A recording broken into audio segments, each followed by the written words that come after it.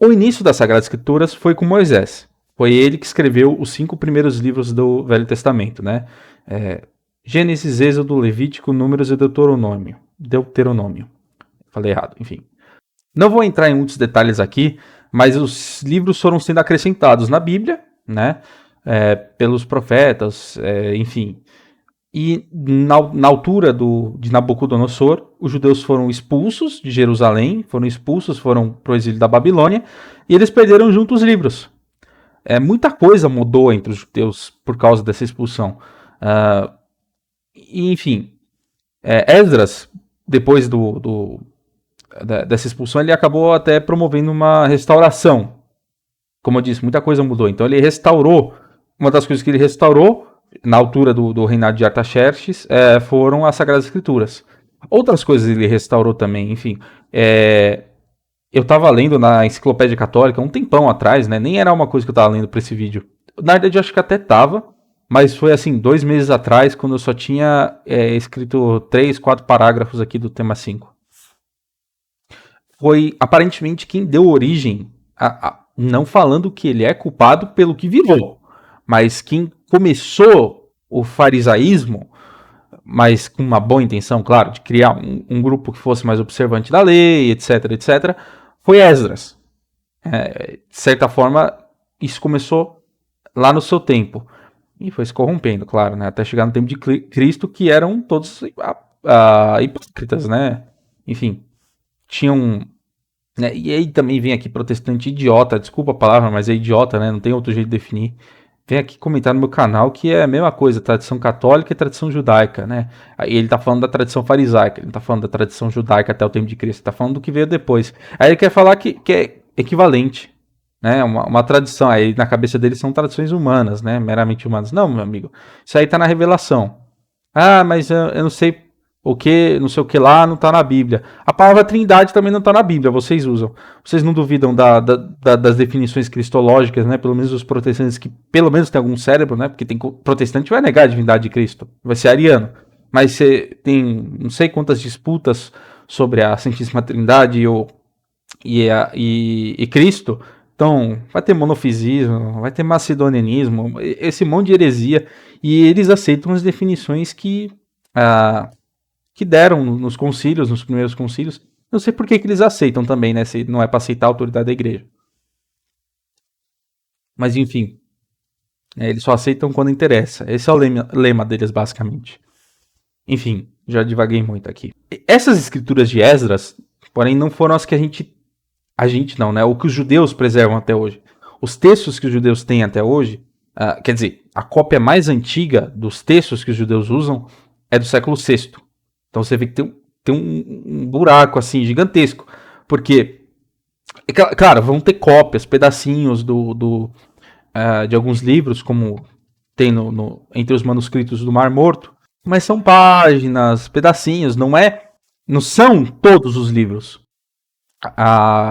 Então, enfim, a gente chama de massorético esses textos do século VI. Se eu não me engano, é porque tinha um grupo de judeus que eram tipo. Não sei se é certo de dizer que eles eram monges, mas enfim, eles eram copistas. Enfim, eles eram chamados de massoretas, se eu não me engano. Então é por isso que chama de massorético. Eles copiaram. Mas a gente tem um conjunto de textos oposto, que é mais antigo. E não está em hebraico. É a tradução grega do Velho Testamento, que se chama a Septuaginta. Ela está em grego koiné, que é o grego que Alexandre Magno espalhou aí pelo mundo inteiro, quase o mundo civilizado inteiro. E ela também é chamada de Septuaginta porque ela é chamada dos 70, né? Então por isso que tem esse nome LXX, né? Essa sigla, não é uma sigla, né? É um numeral romano que acabam usando como sigla para abreviar. E também é chamada de Septuaginta porque Septuaginta é 70 em latim. Tem uma tradição que diz que foram 72 sábios, 6 de cada tribo, então 6 vezes 12, 72, que foram testados com 72 questões, para testar se eles sabiam mesmo, se eles eram sábios, que terminaram o trabalho em 72 dias, separados, cada um fez sua própria tradução, e eles teriam feito milagrosamente 72 traduções idênticas, todas tinham 72 cópias, sentou alguém, leu todas, sentou alguém não, se eu não me engano a história diz que eles se reuniram, quer dizer, fizeram tipo um concílio para reconhecer, né, publicamente que os textos eram legítimos, eram traduções bem feitas, preservavam todo o significado original. Essa mesma tradição diz que foi Ptolomeu II Filadelfo, que era faraó, né? Eu coloquei rei, mas você pode chamar de faraó também.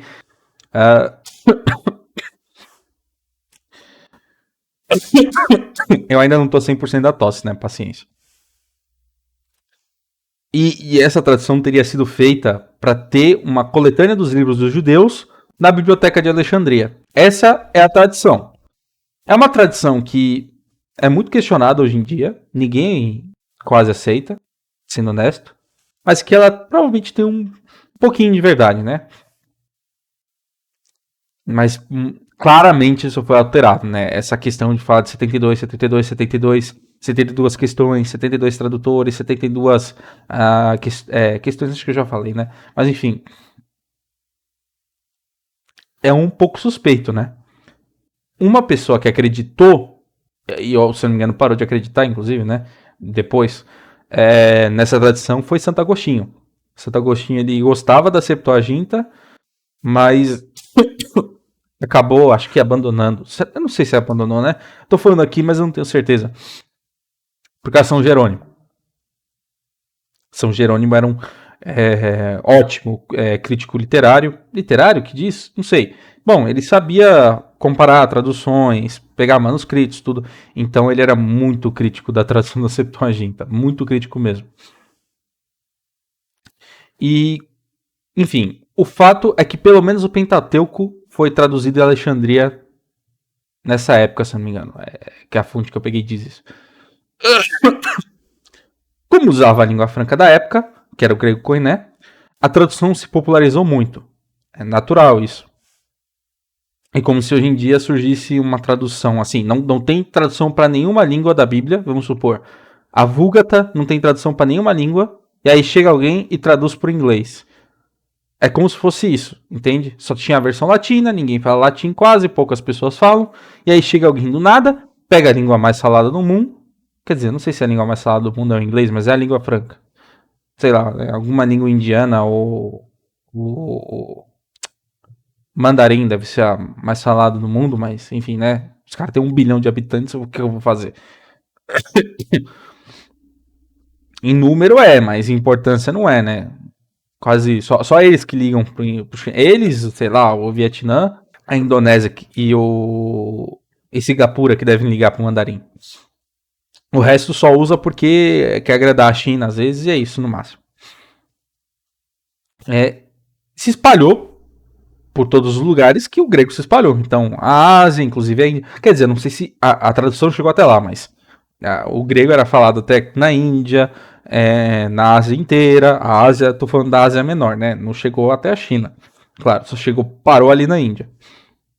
Parte da África, especialmente o Egito. E outros territórios que nem estavam dentro do reino, Mediterrâneo inteiro. Uma coisa até que é curiosa citar. O grego influenciou o latim. Eu estava lendo isso também na Enciclopédia Católica aleatoriamente um tempo atrás. Foi o seguinte, o latim ele tinha um certo padrão até chegar mais ou menos o tempo clássico. Não lembro se era o tempo clássico, mas enfim.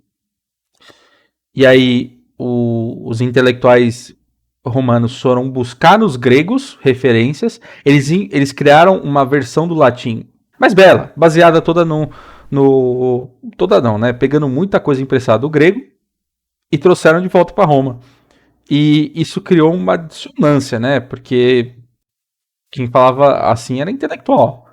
E esse é o nível do latim de Cícero, por exemplo. Só que depois que essa elite morreu, meio que juntou esse latim de alto nível com um latim um pouco mais popular. E aí ficou uma média entre os dois, que é mais ou menos um latim formal, mas que não chegava no nível do Cícero, né? Não dá para você imaginar que todo mundo em Roma falava que nem Cícero. Mas enfim, só um exemplo da influência grega no Mediterrâneo. Roma não falava, quer dizer, tinha bastante gente que falava grego em Roma. A língua formal por muito tempo foi grego. enfim, todo mundo gostava da Grécia. A Grécia tinha influído o planeta civilizado inteiro. Quem que não ligava pra eles? Quem morava lá nos confins da neve, lá no norte da Europa. Só eles que eram bárbaros que não ligavam, né, por exemplo. E como foi crescendo o número de cópias, também se multiplicou o número de erros, né? Se multiplicaram. Começou a aparecer. É assim, é sempre assim. Sempre que você vai ter um documento que é muito copiado à mão, sempre vai ter. Primeiro que eles vão fazer a abreviação. Os copistas vão fazer a abreviação, porque também, né, coitado, vai ficar escrevendo toda hora uma palavra longa. Se ele pode escrever uma abreviação que todo mundo vai entender. Pelo menos todo mundo na época ia entender. Só que aí são nessas que vão surgindo distorções. Isso, não achem vocês que isso era só na Idade Antiga. Na Idade Média foi a mesma coisa. Tem um. Eu estava lendo um livro sobre liturgia dominicana, e é curioso isso. Os missais dominicanos, eles acabam. Não eram só os missais, tinha um livro específico que. que acho que tinham os atos dos capítulos que os dominicanos faziam. Ele é cheio de erros, assim. Uma cópia péssima. Aí não sabem se foi porque o copista. E a única que sobreviveu. Aí não sabem se foi culpa do copista ou se foi de outro copista que gerou uma cópia defeituosa que aí esse copista teve um infortúnio de usar. Né? Ele pegou. Foi lá e pegou uma cópia errada. Isso ainda lá pro fim da Idade Antiga. Ah, não, isso já na Idade Média, né? O Beowulf, sabe? Aquele épico anglo-saxão. Acho que a gente só tem uma cópia velha, assim, que foi feita por um monge, na verdade dois, porque parece que era um que começou e outro que terminou. E tem erros lá, assim, palavras que parece que o próprio monge estava copiando, aí ele achou que a palavra soava estranha, ela estava certa, e ele foi lá e corrigiu porque ele achava que era certo, e não estava certo.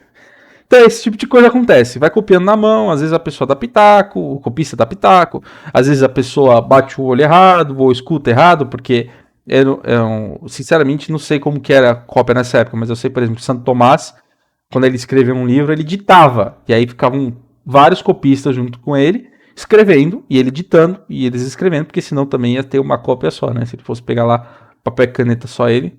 Caneta não, né? Pena. Mas enfim. A água tá tentando me salvar aqui, mas tá difícil. Esse número de erros cresceu muito, e aí Orígenes teve a iniciativa de restaurar o texto e gerou a Hexapla. Hexapla, acho que fala, enfim. O acento tá no A, mas tanto faz. Existem 3 manuscritos principais, assim, da Septuaginta. O Codex Vaticanus, que é esse aí do Vaticano, o Alexandrino e o do Monte Sinai. O do Vaticano é considerado mais fiel, o alexandrino é o texto da Hexapla, com correções feitas com o texto hebraico, então alguém sentou lá e comparou as duas cópias, a grega da Hexapla com o hebraico, e foi arrumando uma coisa ou outra assim. E a do Monte Sinai eu não achei nenhum comentário específico sobre ela, então só tá lá o século que ela foi feita. E note que todas as cópias são mais velhas do que os maçoréticos. E por que eu tô citando? Eu não vou nem entrar no mérito agora, só vou falar uma outra coisa sobre isso, sobre como as escrituras foram adulteradas pelos judeus, porque eles queriam tirar todas as menções que tinham no Velho Testamento ao Messias que apontassem para Cristo. Algumas coisas são muito óbvias. Enfim. Mas o meu propósito agora, nesse comentário que eu fiz, foi mostrar que não tinha consenso. Então não adianta você querer me enganar falando para mim, olha, os judeus já tinham esse cânon que eles usam agora, séculos antes de Cristo, e você que está inovando e enfiando esses 7 livros aí. Não, isso é mentira. Por quê? A Septuaginta que eu estou falando aqui era mais usada do que os textos hebraicos.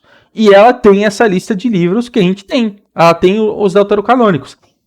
Aí vai entrar uma outra questão, que assim, os judeus eles acabavam... Enfim, eles acabavam organizando, às vezes, os livros de formas muito próprias. E aí ficava uma lista de 22 livros, mas na verdade tem todos os livros que a gente tem. Não. Eu não sei se isso já é depois de Cristo, mas enfim. Às vezes eles juntavam os livros e assim, o conteúdo não mudava, mas um livro estava dentro do outro, a divisão era diferente. E aí tá, você vai pegar um número mesmo, 22, sei lá, sei quantos livros, e não vai bater com o número que a gente tem, mas na prática bate, porque é só questão de numeração, de divisão, enfim. Inclusive os títulos da Vulgata, eles são tirados dos títulos da Septuaginta. Por isso que às vezes tem diferença de nome. Se eu não me engano é isso, mas enfim. Se fôssemos usar como base, né, o critério para decidir se um livro é canônico ou não, o uso deles pelos judeus, antes de Cristo, a gente vai ter que usar a lista de livros da Septuaginta, porque ela era quase unânime. Os judeus, intelectuais inclusive, da Palestina, pelo menos em parte eles aceitavam, pelo menos alguns deuterocanônicos, os de Alexandria e os etíopes usavam. E você vê, são continentes até diferentes, eles todos usavam, não tinha polêmica, você está usando um livro que é falso, não tem nenhum registro disso. Essas coisas só vão começar a aparecer depois de Cristo, porque justamente os deuterocanônicos têm coisas que, assim, é difícil para um judeu querer se explicar, se justificar. E mesmo até, e por isso que esse é o interesse dos protestantes. Eu acabei não pondo aqui no documento, mas a primeira vez que Lutero negou os deuterocanônicos, eu acho que foi quando alguém estava fazendo polêmica com ele e citou Macabeus para falar sobre a oração pelos mortos. E ele simplesmente respondeu, esse livro não é canônico, por pura conveniência. Porque se você for pegar no que era o uso corrente da época, todo mundo usava os deuterocanônicos. Então, ou se não usava, isso é uma opinião errada, tá? Mas muita gente suportava na época, que era... suportava não, eu tô usando um anglicismo aí já, né? Tô besta. Acabava usando essa opinião, né? É uma opinião errada. Era de que os livros dos deuterocanônicos, eles eram... eles podiam ser usados como referência moral, mas eles não eram inspirados, ou não eram canônicos, né? Na verdade não é que eles não eram inspirados, eles não eram canônicos. Enfim, mas esses livros eles eram usados, sim. Pode ser que alguns autores tenham dúvidas e tal, com o passar do tempo você vai pegando, vai ter um ou outro aqui, mas às vezes eles nem vão dizer que são heréticos os livros, eles só vão ter dúvidas sobre a canonicidade, o que são coisas diferentes. Por exemplo, tem apócrifos que eles não são heréticos, isso é um detalhe interessante, eles não são heréticos. Então agora eu não vou lembrar o nome, mas é da onde pega o introito da missa de Requiem, o próprio que começa com Requiem. Requiem Eterna Dona Eis. Eu esqueci, enfim. Esse texto vem de um livro apócrifo, mas ele não é herético, tanto que está na liturgia, a gente usa na liturgia aí nesse introito, por exemplo. E os autores, mesmo os que rejeitavam a canonicidade, às vezes tinham essa posição, é um livro legal de ler, é um livro que edifica, mas ele não serve para pegar doutrina. Apesar de ser uma opinião equivocada, ainda assim não é a do Banzoli, que vai dizer que esses livros são heréticos. Porque tem oração pelos mortos. Aí vai ter protestante safado, vagabundo, que vai falar que tem anjo mentindo nesses livros. Enfim, eu vou aproveitar para falar disso aqui, sim. Tem muitas pessoas que, para fundamentar essa questão dos deuterocanônicos, vão apontar supostas contradições entre o conteúdo desses 7 livros e os dos outros livros, né? Só que assim, gente, se vocês forem fazer isso, vocês vão acabar contradizendo até o Pentateuco. Porque tem muita contradição aparente, que tem explicação, mas que se você tiver de má vontade, você não vai querer saber. Então, por exemplo, a gente sabe que mentira é pecado, certo? Aí você vai lá, lê Gênesis e tá lá, Esaú e Jacó. E aí, Jacó finge que é Esaú para receber a benção do pai e a mãe ajuda. Tem mentira aí. E aí você vai falar que o livro não é canônico por causa disso, vai rejeitar até Gênesis. Sabe? E você pode catar outros exemplos desses que são contradições aparentes. Aparentes porque não são contradições de verdade. E vai ter uma explicação, ou você está interpretando errado, ou esse caso, enfim, algum caso em específico, tem alguma explicação para aquele caso, que não é uma contradição de fato. Isso aí a gente já cansou de ver protestante fazendo. Protestante não, ateu fazendo. Eles vão lá, catam um trecho violento da Bíblia, depois pega, sei lá, o não matará, sei lá, vai pegar alguma coisa assim, e vai ficar falando aqui, ó, tá vendo? Ó, as escrituras de vocês se contradizem. E eles estão pegando até a Bíblia protestante. Ateu ele só conhece esse mundinho protestante, inclusive. Eles não vão ficar pegando coisa da Bíblia católica. Os judeus, como eu falei, né, eles já aceitavam esse livro. E essa tradução, quer dizer, e um dos motivos é porque simplesmente eles não falavam hebraico mais. Desde do exílio da Babilônia, os judeus pararam de falar hebraico. Aí vai depender de cada região, o que cada um adotou. Na Palestina era o aramaico, e nos outros lugares grego, ou sei lá. Eu sei, acho que devia ter judeu que falava caldeu, né, usava a língua caldaica, que é a da Babilônia, mas enfim. E na sinagoga se usava o grego. Por todo o Mediterrâneo. Não sei se é certo dizer todo o Mediterrâneo, porque não sei se tem tanto judeu para isso, mas enfim. Se usava grego. Porque justamente eles não falavam mais. A sinagoga eles se reuniam para ler a escritura, etc, etc. Acho que até fazia sermão às vezes, sei lá. Não sei se rabino, enfim. Desse ponto eu confesso que eu não sei direito. Mas no templo se usava o hebraico ainda. Esse é um detalhe interessante. Principalmente os salmos. Porque as coisas mais sagradas eles acabavam fazendo no hebraico, porque os sacerdotes iam saber o hebraico, enfim. Então, inclusive Nosso Senhor na cruz. Isso é um dos motivos que leva a fazer a gente crer que ele usou na Santa Ceia o hebraico e não o aramaico. Porque na cruz, ele, quando foi rezar para Deus, ele não usou o aramaico. Por isso que o povo não entendeu ele. Ele disse, ele, lama sabachthani. Eu devo ter pronunciado isso horrível, né? Porque eu não sei falar hebraico. Mas é o texto do Salmo 21. Deus, Deus meu, por que me abandonaste? Né? Ele não falou isso em aramaico. Tanto que o povo passou lá, uma parte do povo, e achou que ele estava chamando por Elias, porque falou ele em hebraico é uma das formas de falar de Deus, né? El em hebraico é Deus, e aí acho que ele é uma variação por causa do contexto que está usando. E Elias começa com L também, só que é Eliarro. Então, teve gente que passou, olha, ele tá chamando por Elias. Por quê? Porque ele, né? Ele e Eliarro. Deve estar falando de Elias. O povo nem entendeu o que ele tá rezando. Então, inclusive, isso é uma prova de que o povo não entendia hebraico mais. Aí você vai me dizer, Bruno, você tem prova dos primeiros cristãos usando a Septuaginta? Tenho. Tá até na própria Bíblia. Santo Estevão, ele foi canonizado, né? Os fariseus pagaram alguns homens para poder caluniar Santo Estevão, dizendo, olha, fala que ele blasfemou contra Deus e contra Moisés. E aí, na hora dele se defender, eu coloquei entre aspas, porque ele não se defendeu, porque era óbvio que era mentira. O que ele pegou e fez? Ele levantou, o rosto dele ficou com um brilho angelical, assim, impressionou todo mundo, menos quem tem o coração duro, né, que são os fariseus, os judeus, né, que mataram Cristo. E ele foi lá e se levantou e falou, vocês mataram o justo. E ele foi falando da história, desde Moisés, que eles perseguiram os profetas, que eles às vezes foram infiéis, enfim. E que essa infidelidade chegou no ápice quando eles foram lá e mataram o Messias, né? E ele vai falando desde Moisés. Então, ele desde lá do comecinho do Velho Testamento, então ele vai lá e fala de Jacó. E acabei colocando errado aqui, inclusive José, né? Mas foi engano meu. É de Jacó, ele tá falando aqui. Que era composta de 75 pessoas. Esse número só tá na Septuaginta, né? Então você vai pegar aqui o texto dos Atos dos Apóstolos. E José mandou chamar seu pai Jacó e toda a sua família, que constava de 75 pessoas.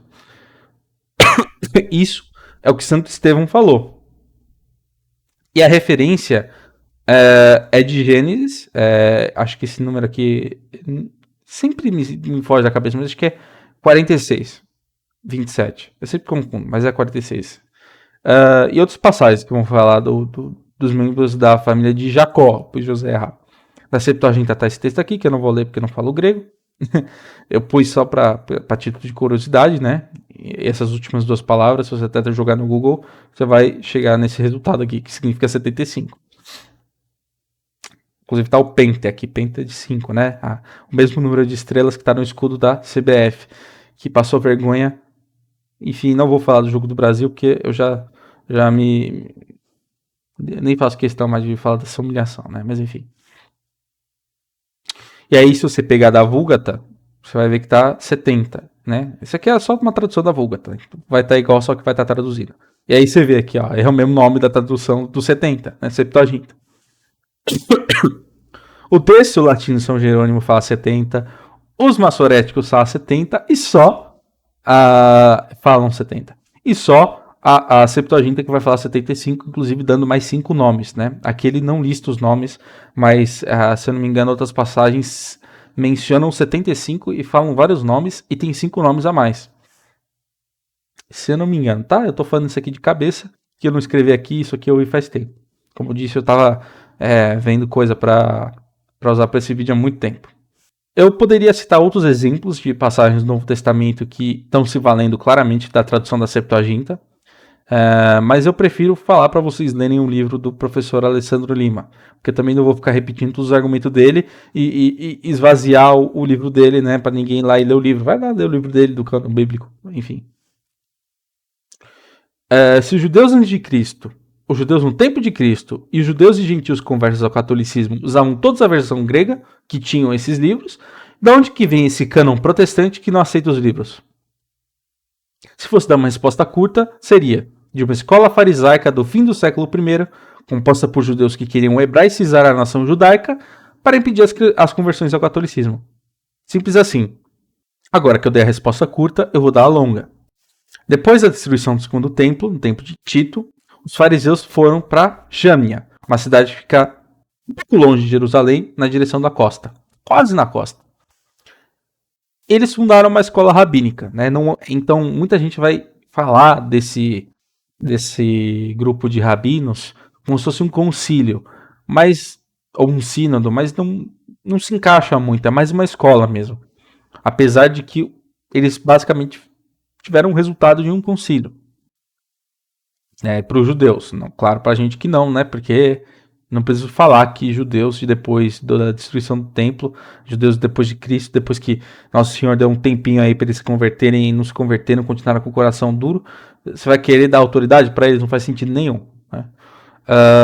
Não vai sobrar pedra sobre pedra, foi o que aconteceu com o segundo templo. Essa lista de livros foi chamada de Cânon de Jâmnia. E quer dizer, eu pulei um pedacinho aí, né? Eles debateram bastante sobre a questão dos livros, e aí eles chegaram a uma conclusão, né, de quais eram os livros canônicos. E eles puseram, assim, padrões, assim, para requisitos maravilhosos, né? Tinha que ter sido escrito na Palestina, tinha que ter sido escrito em hebraico, e não podia ser de depois de Esdras. É muito arbitrário, principalmente a parte do hebraico. Porque, enfim, você pode só não dispor naquele momento de uma cópia hebraica daquele livro. E é exatamente isso que aconteceu com o Eclesiastes. Ou Eclesiástico, aquele não sei. Enfim, esqueci já agora. Acho que é Eclesiástico. Então, acharam fragmentos dele no Mar Morto, escrito em hebraico. A maioria dos judeus modernos usam esse cânon. E assim, nesses debates chegou a se disputar sobre Éster, Jó, Provérbios, Cântico dos Cânticos e Eclesiastes. Eu fui burro, era só ter lido mais um pouquinho que eu ia ter certeza que era eclesiástico, enfim.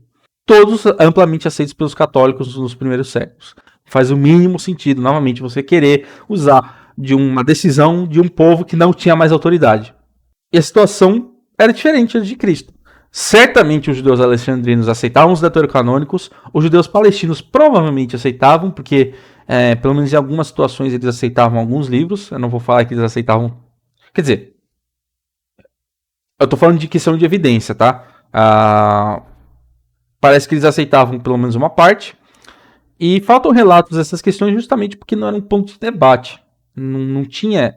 E a pouca evidência que a gente tem, que é o prólogo do Eclesiástico, da Septuaginta, e Filon de Alexandria, que foi um judeu que escreveu lá mais ou menos na metade do primeiro século, corroboram todos para a aceitação dos deuterocanônicos. Então, por que essa lista é assim? Porque parece que os judeus, depois de Cristo, quiseram reagir para quantas conversões tinham, né, dos judeus ao catolicismo, porque muitos judeus se converteram, isso está nos Atos, né? E assim surgiram várias traduções corruptas, também que eles criaram do próprio grego, pro próprio grego. Então tem as de Áquila, Símaco e Teodosião. E São Jerônimo até fala mal da tradução, agora não lembro de qual livro, de Teodosião. Não foi em prefácio, não. Não, acho que ele falou mal em prefácio e depois repetiu em um outro texto. Sobre a tradução de Teodosião, porque ele era judaizante, enfim. No fim, os livros que eles deixaram de lado foram os que não tinham uma cópia conhecida em hebraico. E é bem arbitrário, né? E como eu falei, tiveram outros padrões aí que eram muito arbitrários. E eles também corromperam um texto, né? Óbvio. Porque eles queriam evitar que os judeus se convertessem, então vão tirar das Sagradas Escrituras tudo que fala sobre o Messias que a gente está vendo aqui. Então eles foram lá e trocaram, né, a virgem por moça, em Isaías 7,14. Por quê? Porque aí se um cristão fala assim, ó, Cristo nasceu de uma virgem, tá cumprindo Isaías. Ah, não, é mentira, porque tá escrito lá que era só uma moça, não precisa ser uma virgem. Sendo que se você pegar a Septuaginta, não tem dúvida sobre o significado dessa palavra, que é paternos. Paternos. Até hoje, essa palavra em grego significa virgem. Então, e aí, vocês não podiam nem falar, ó, quem fez isso aí era alguém tendencioso. Não, quem fez isso aí, essa tradução, foram os judeus de antes de Cristo. Aí quem que eu vou confiar mais? Os judeus que descartaram, que não descartaram, não, eles mataram o Messias, ou os judeus de antes de Cristo que escreveram paternos, escreveram virgem. Qual que eu aceito? Claro que são os judeus que dá para confiar, que são os de antes de Cristo. Eu digo em matéria de doutrina, tá? Não tô falando. E esse é o fim dessa breve exposição do cânon do Velho Testamento. Por brevidade, acabei tratando apenas sobre como não havia um cânon fechado. E não sobre. E também como não é confiável o cânon judaico. Se vocês quiserem entender como que foi na história, porque tiveram vários autores que comentaram sobre, etc., leiam o livro do professor Alessandro Lima. E sobre o Novo Testamento eu vou tratar conforme chegar aí no debate.